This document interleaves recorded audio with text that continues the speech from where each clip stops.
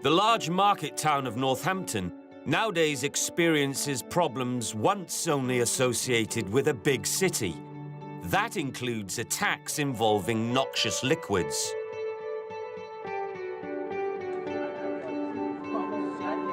Northampton, it's relatively a small county, quite a rural county, but easy access to London and other cities like Birmingham. I've been a police officer just over 9 years now. It has changed over the years. I mean, our numbers have changed. When I was little, I read a book, and it was obviously a kid's book about the police, and I saw the uniform and how smart it looked, and I thought, yeah, I want to be a police officer. Me and Karen have been on the same response team for many years, so we know each other pretty well. Both inside and outside of work, you meet up, and as a team in general, they become almost like your second family.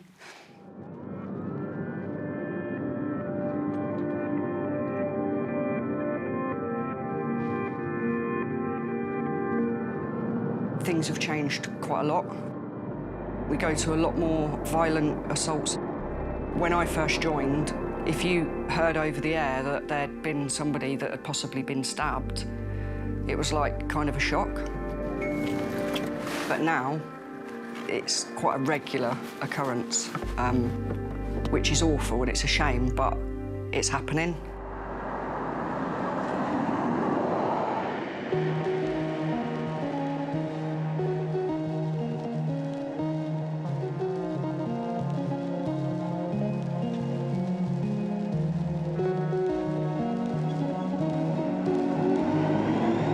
Friday, Saturday nights, we have dedicated police officers in and around the town. When a lot of the bars start to close, a lot of the youngsters will go towards McDonald's on the Drapery to get their food before they go home. So it becomes quite busy and kind of a focal point of, you know, where we need to be or where we need to kind of keep an eye on. That night, there was no big event on in terms of a famous DJ or anything like that. It was just a normal night. Just kind of stood back and just watched people laughing and, you know, kind of acting drunk, but not, you know, they were quite jovial. Inside McDonald's, there was something going on. There was a security staff member that appeared to be having a bit of confrontation with two groups. It was at that point we moved forward to try and assist him. Come on. Come on. Right, guys, come on. We quite quickly realised that it was sort of two young, like, opposing gangs. We've tried to separate both groups, one by asking one group to remain in McDonald's while we cleared the other group outside and told them to move on. It's at that point the other group has managed to come out of McDonald's and they've had a second confrontation outside. Come on, let's move away. Let's stop this now.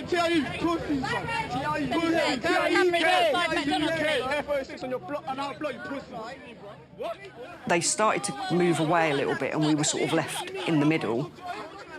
Come on, lads, grow up. Just move away, yeah? Just move away. You're not going to be able to go back in there. You ain't going back in there. They were goading each other for a fight. They clearly didn't get on, didn't like each other. You're not going to be able to go back in there, lads. One in the group that was being particularly verbal, and a tall chap went to grab hold of this person. And all of a sudden, from kind of a few feet away from me, but to the side, I just heard this, like, crackle. In the corner of my eye, I could see the liquid coming across from my right-hand side. As I looked round, I saw a Lucozade bottle and a guy holding it. And then literally he just kind of threw it and ran. Immediate after that, it was the smell or the sensation at the back of my throat of the burning. It was that moment I instantly realised this is an ammonia or an acid attack. I think I said an acid attack. Whoa! 7 to 8, there's been an acid attack outside McDonald's. The next minute, there's a guy running from where it had happened, running away at speed. So we've given chase to him. It was chaos. There were members of the public holding their faces, they didn't know what was going on, they were shouting, screaming. Water to McDonald's, please, water. Adrenaline kicks in and you know, she started across the road to go after one of the offenders. You got it in your mouth. Go to the back. And then I think she's realised that she's got some in her eyes and can't actually kind of see where she's going or what she's, you know, going after. So she's had to stop. You could see the concern in her face.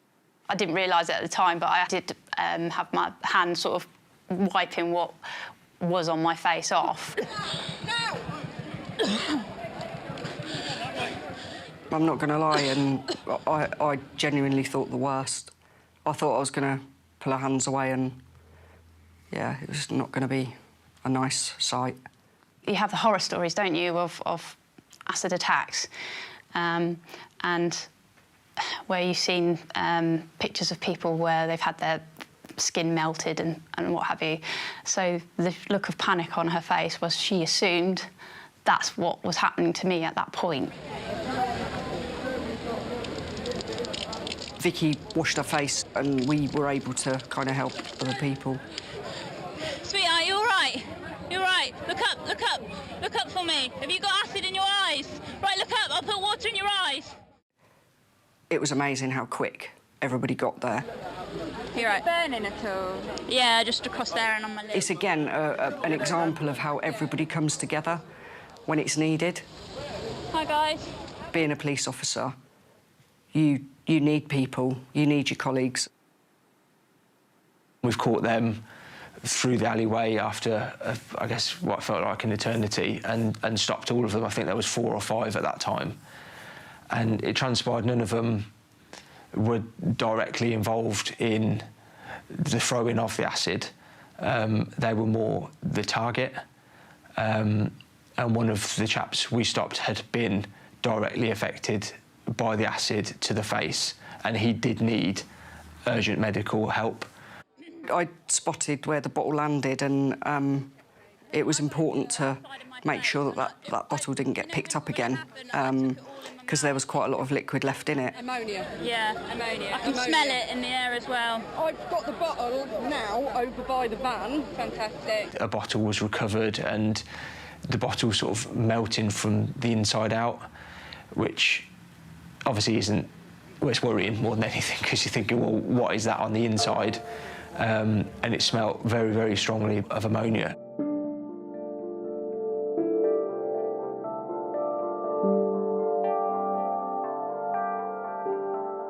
It is something that will stick with me throughout my career and probably the rest of my life, that it's not something that you'd generally have happen on your day-to-day life.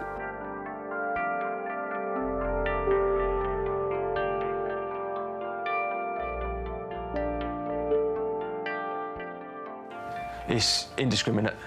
So I know with this, it didn't matter, or the person throwing the acid didn't care for anybody else that was in the immediate vicinity.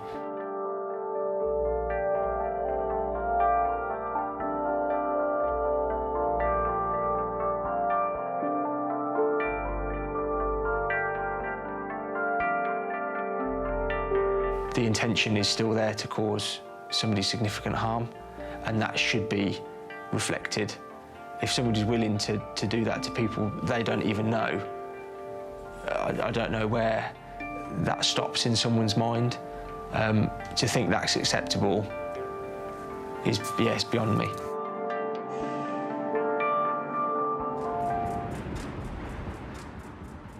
PC Stuart Oughton has been patrolling London for over 10 years.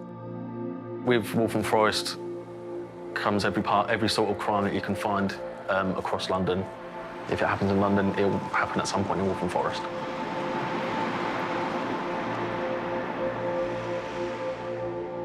I joined as a very fresh-faced 19-year-old back in 2009, and when you're going into someone who's in their maybe mid-40s, they've got 3 children, one of them's the same age as you or something, and you're going in there and telling them how to live their life and how to change their ways.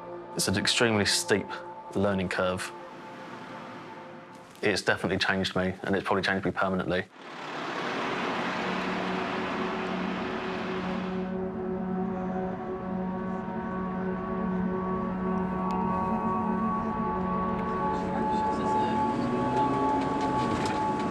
We'd only started at 10 o'clock that night. Nothing much was happening on the radio. Me being traffic orientated, I was looking around for any road-based offenders and considering my dinner options later on in the night. So a perfectly normal night shift to begin with.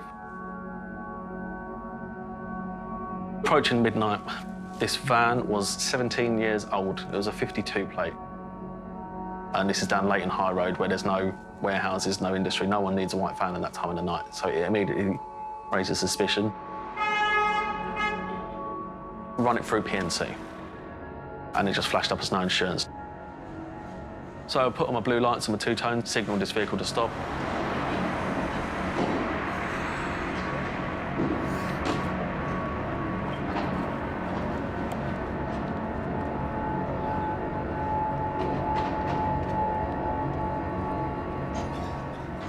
The driver didn't get out of the van. I could just hear muffled voices of my colleague trying to talk to him through the window. Come round. You need to come round. And then the brake lights have gone on, and then the vehicle started to drive away. No, he's going. I've called up on my radio channel that the vehicle's starting to make off, and we start a very slow speed pursuit.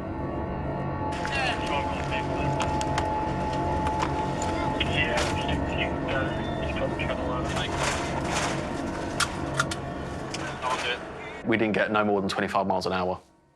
So it wasn't going that far before he stopped, maybe no more than 300-400 metres down the road, just underneath Leighton Midland train station. Standby vehicle's now coming to a stop. He's got out of the vehicle and walked between my vehicle and his and was just looking at me, shouting at me. I couldn't really hear what he was saying, so I got my colleague to get him over to the path. Sir, come here. Sir, come here. You're gonna knock me down. Sir, come over here. Sir, What do you want? come over here. I'll speak to you. I'll tell you what I want. Sir, come here and I'll speak to you. What do you want? Don't believe you got any insurance on the vehicle. Is it What your do you vehicle? want?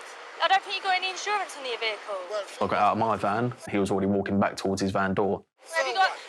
No, you're not going. Sir, Wait. you're not going. Have you got... Hello? What do you want? You've got no insurance on your vehicle, sir. Could you move away? Where are you going? Could you move away? Where are you going? Move away. Join me on the pavement, please. Where are you going? Move away. He's just reached over to his door and tried to close it, which has just bounced off my leg. You're not driving away, sir. insurance. You're not driving away. And before I could even blink or think, he's punched me in the face twice. You're not driving away, sir. Move away. Don't you dare! I'd call it almost a sucker punch. It was enough to feel it and to know that it wasn't an accident.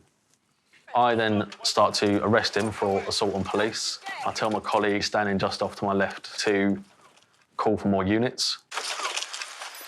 More units. Get more units now. More units! And as I grab him, he starts trying to get between his seat and the van wall to get into the back.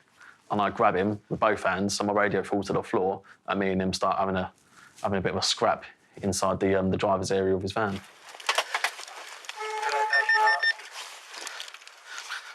You're under arrest for assault, police. Don't have the same thing, mate. Potentially doing a management question, touch like in court. Anything you do, some may be given evidence. You're about to be... You're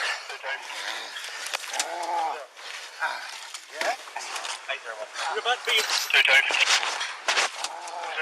He's trying to get back there and reach for something. Obviously, I can't see what it is.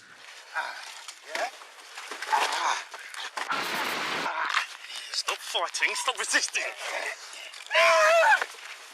And he's broken free of my grip and leant across. And then he started hitting me with something and grunting as he's hitting me. At that point, I wasn't really concentrating on what he was hitting me with. I realised it was hurting, but I was still trying to grab him and drag him out until I realised that my head is getting really wet really quickly. I was bleeding a lot. So I've kind of focused in on his right hand, and that's when I've realised it's a really long, quite rusty-looking machete. It's almost like in the action movies where everything goes slow motion and then it's, oh wait, that's Machete and that's been hitting me. I backed away to draw my taser, and as I backed away, he's been following me at the same pace, if not quicker, than I'm backing away from him.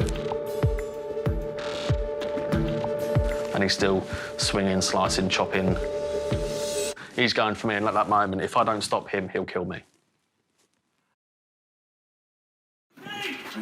I've drawn my taser. As I've fallen, I've fired.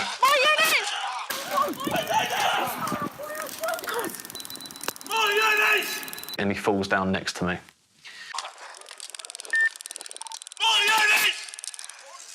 If I pass out through loss of blood, I can't keep that taser going, and then he might get up and finish what he started.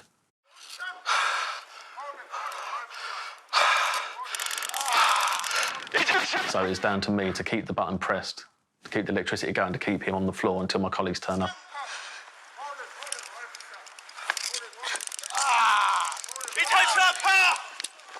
My colleague managed to discard the knife somewhere away and then kept that knife secure whilst I kept the suspect on the floor. Hold him! Hold him, officer! I've noticed my radios by the van, so I've shouted at some members of the public who were there. Get my radio! Get my radio! They've managed to pass me my radio and not even looking at what channel I'm on or what's going on. I've just pressed the talk button and I've just asked for an ambulance. Give it to him. Hold his radio. I need an ambulance now. I've been stabbed with Machete. I'm trying to. Hurry up! Shut up! He's stabbing.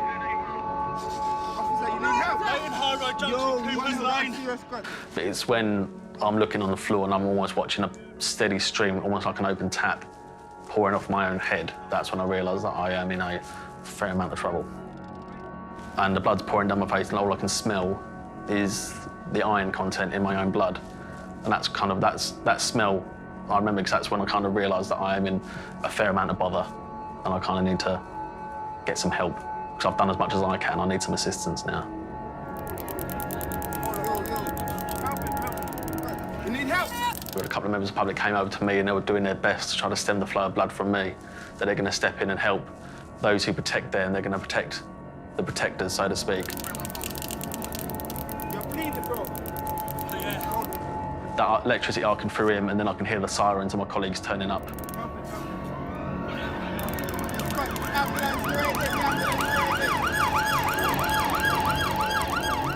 I don't know how long I was there for, but felt like an eternity, but it was probably only 15, 20 minutes before they got me in the back of the ambulance and carted me off to hospital.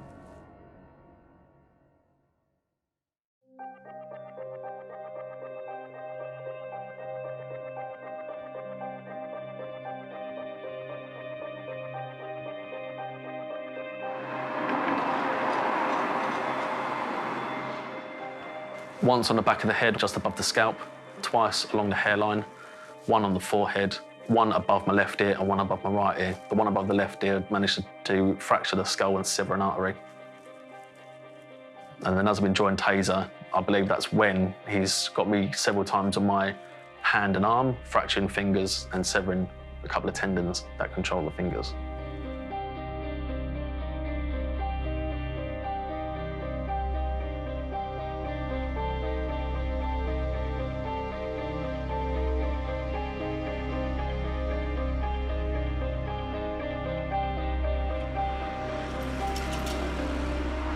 The injury on my head was the worst, but the injury that did the most damage was my hand.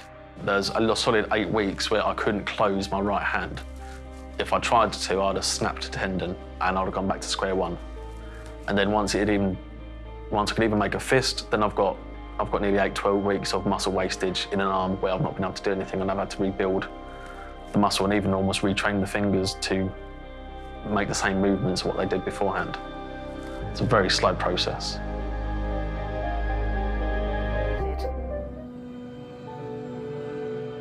Over the course of the first 9 months in 2020, the small town of Llanelli in Wales saw a rise in both antisocial behaviour and violent crime. Police organised a knife amnesty in November 2020 to help take blades out of local circulation. I'm a response officer in Llanelli town. This is quite a busy town, and there's a lot of social issues here. Some of the kinds of calls we go to are kind of assault calls, domestic related calls, harassments, that kind of thing. Hannah is my colleague. She works in the same code as me. We joined together back in 2018, so we trained together. We get on really well. My father was an inspector, and I've always thought it's a job which has interested me. I was used to asking loads of questions when I was younger. What are you doing today, etc., etc. So I thought I'd try and give it a go. The reality of the job is a lot different to what I expected, you know. From watching TV programmes, you see all the fast chases in the cars, running after, you know, baddies and such. However, it's not the case of turning up to a job, arresting someone, and then that's it. You've got to think then about the victim and doing what you can to prevent stuff happening again. It was just gone midnight, I think, in March, and it was kind of damp kind of evening in Llanelli. It wasn't very busy from what I recall. We had a call on the radio to attend at a property for a noise disturbance. The report from a neighbour of antisocial kind of noise pollution, really, coming from a house in a residential street in the town. We headed over to the address thinking it was going to be a case of knocking on the door, asking the occupant to turn the music down, and then explaining, obviously, you know, be respectful to the neighbours, etc. There hasn't been many issues in that area that I've been aware of. The address was completely in darkness. There was a lady there. She was a relative, and she said that the man was inside, and she was just checking to see if he was okay. There were no warning markers on the address, you know, to be vigilant. So initially, me and Justin went up and knocked on the very front door, which was just through the gate area on the left, but there was obviously no reply. We could hear that there was music quite loud at the address, so we thought it's a bit strange they're not answering, maybe they can't hear us. It's quite loud when the police knock, you know it's usually the police at the door, so we were thinking maybe he's seen the car pull up, maybe he just doesn't want to engage with us or doesn't want to answer. So we then went around the side garden. There was a back door there. We went up to that and we knocked that, and there was still no answer. I had my torch, I was shining it through the window, and nothing was happening. And then suddenly I heard the lock kind of click in the back door. The male then has opened the door and shouted at us, "Fuck off," or something like that. He was quite tall, bald head, relatively skinny figure. Fuck off! He came out, he swore at us, and went back inside the house. Okay. So it was a bit strange. It did raise our concern level as to, why is he acting like this? We're only going to ask him to turn the music down. We need to speak to you a sec, pal. Alarm bells start ringing then. If somebody's so hostile towards you, you think, you know, when you've given them no reason to be hostile, you've just literally knocked their door, just trying to get their attention. I think both of us thought, okay, we're dealing with something quite different here now. We need to speak to you a sec. Can you open the door?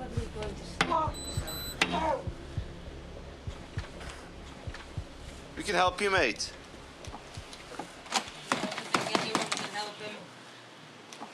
Yeah. Right, let's get this. Whoa! Whoa! Now get away! The door was opened again, and he's been stood at the door with a knife above his head and shouted towards us, "Right, let's get this fucking sorted then." Whoa! Now get away! The man from opposite was here. There's a male with a knife here. It all goes mad then. We kind of react when we see the knife, just try and get out of his way, really, because he looked completely crazed. You know, he looked like he was going to stab either myself or Hannah. Get away from me! Fuck off! If somebody's got a knife, what we're taught in training is to get away as fast as you can. I ended up towards the front of the house. Hannah was in the back garden still. Get away from me now! Put the knife down! My immediate concern was for her safety, because he was kind of lunging towards her with this 12-inch kitchen knife. Whoa, now get away! The racial marker there was here as a male with a knife here. Get away from me! There was another female present and she was trying to get the chap's attention. I couldn't see my footing underneath me and I didn't want to turn and expose any part of my body towards the blade. Get away from me! I told you once, get away! Fuck off! What are you doing? Whoa now! I've drawn my asp, which is my baton, and tried to create distance, but he's taken no notice of this. Get away from me now! Put the knife down! I tried to use my radio, but it was so difficult to get my words out to say what had gone on. So in the end, I ended up pressing the red button. Fuck off! You only press it in those situations where you know you need immediate support. But I didn't hesitate in this particular moment to press it because I thought, oh well, I can't articulate what I want to say over the radio. Put the knife down! Can you go away? Put the knife down! Can you? I don't care. He's got a knife on him. Put the knife down! I was then stuck in front of this male, not being able to get around him. You are a fucking British army!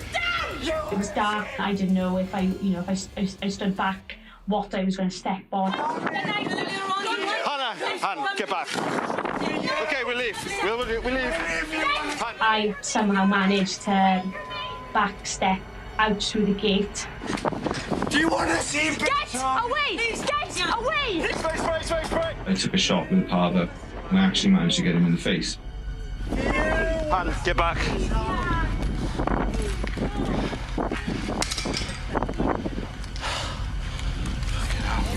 It was quite frightening to be on my own for 10-15 seconds, which isn't a long time, but when you're dealing with an incident like that, you know, it feels like, you know, an hour. Has he dropped the knife? Yeah. Get on your knees. Get on your knees. Get on your knees. Get on your knees. Now! The parva spray seemed to have an instant effect on him and he kind of dropped to his knees and we were able to get the knife off him and get handcuffs on him, you know. The rate officer 10, he's now in handcuffs, so he's detained, okay? Oh, God. Fuck you, Grace. It is a reassuring feeling when your backup arrives. Obviously dealing with an incident like that, in some cases officers will take over, pull you to one side and say, are you okay? What do you need? What's happened? You certainly feel the need for some support and some guidance. I know he's handcuffed, but it was certainly a relief to know that other officers had dropped everything and come to our help, you know.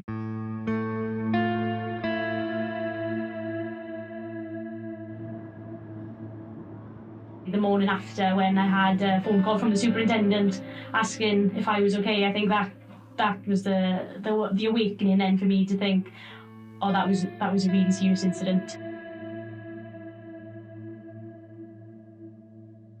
It just flipped over from kind of calm situation to something that was pretty crazy, to be honest with you, in such a short space of time. I really genuinely thought somebody was going to be, you know, hurt or injured.